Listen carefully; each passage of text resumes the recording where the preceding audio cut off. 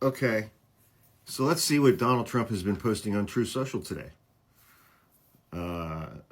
About 14 hours ago, he posted, "Our negotiated deal with the United Kingdom is working out well for all.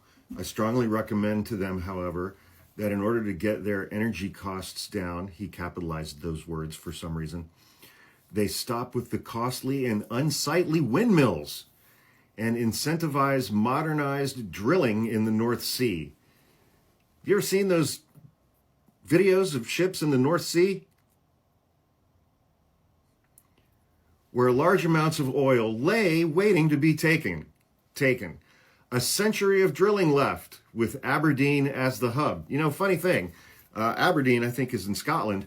Donald Trump has a golf course in Aberdeen, and they've had to ramp up security in recent years because Scottish guys keep breaking into the golf course and shitting into the holes on the greens. Yeah. The old-fashioned tax system disincentivizes drilling rather than the opposite. UK energy costs, again, he capitalized those words, would go way down fast.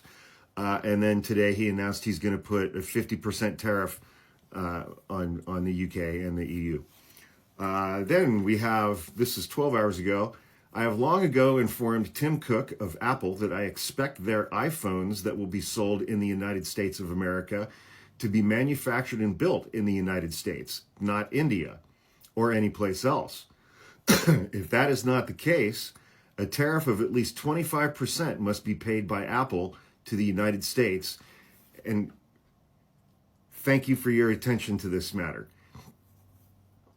He's been doing that a lot lately, closing out his Truth Social posts with, "Thank you for your attention to this matter," as though I think he thinks that he's like this is a text message to Tim Cook or something, or like he's writing a letter to somebody. I don't know. It doesn't make any sense.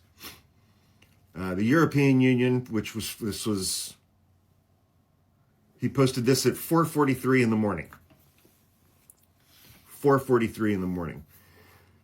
The European Union, which was formed for the primary purpose of taking advantage of the United States on trade, all caps, has been very difficult to deal with. Their powerful trade barriers, capitalized, VAT taxes, capitalized, ridiculous corporate penalties, non-monetary trade barriers, monetary manipulations, capitalized, unfair and unjustified lawsuits against American companies, and more, have led to a trade deficit with the U.S. of more than $250 million a year, $250 billion, well, no, $250 million a year. In the scheme of things, that doesn't seem like a lot. A number which is totally unacceptable. Our discussions with them are going nowhere. I am therefore, we're going to do a 50% tariff on the EU as well, starting June 1st. I mean, when you're talking global trade, $250 million really doesn't sound that bad. But, you know, what do I know? I'm just a dumb country lawyer. Then we have, this one he posted around lunchtime. So I'm not sure exactly when he slept between the 4:43 a.m. post and the lunchtime post. "I am proud to announce that after much consideration and negotiation, U.S. Steel will remain in America and keep its headquarters in the great city of Pittsburgh." Well, here's the thing.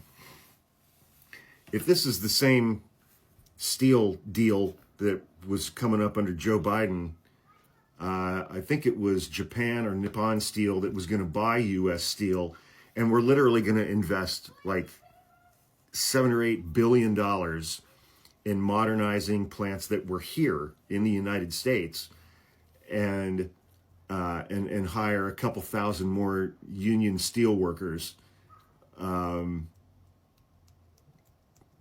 at the time, it was going to be up to Biden whether or not that deal went through. So apparently that deal's not going through, and that's happening on Trump's watch. For many years, the name United States Steel was synonymous with greatness, capitalized, and now it will be again. This will be a partnership between United States Steel and Nippon Steel. Okay, well, maybe they did buy it, which will create at least 70,000 jobs and add $14 billion to the U.S. economy. The bulk of that investment will occur over the next 14 months.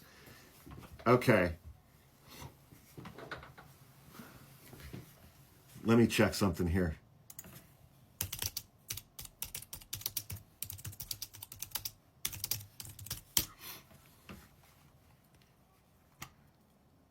Okay. So there's no say. Well, 3 hours ago from Politico, Trump approves Nippon Steel purchase of U.S. Steel.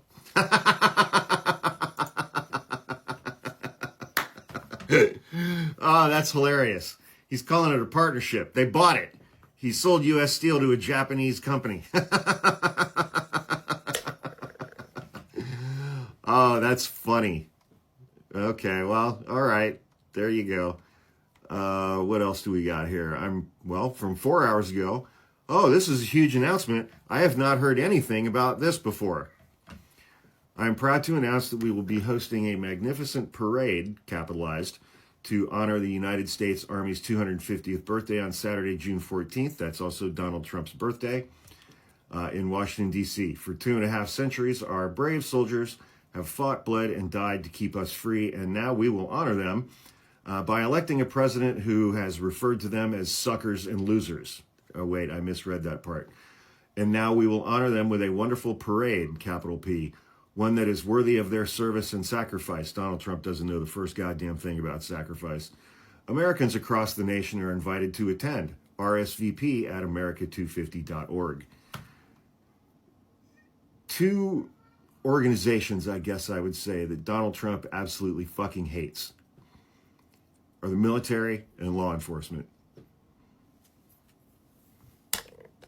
And judges, but you know.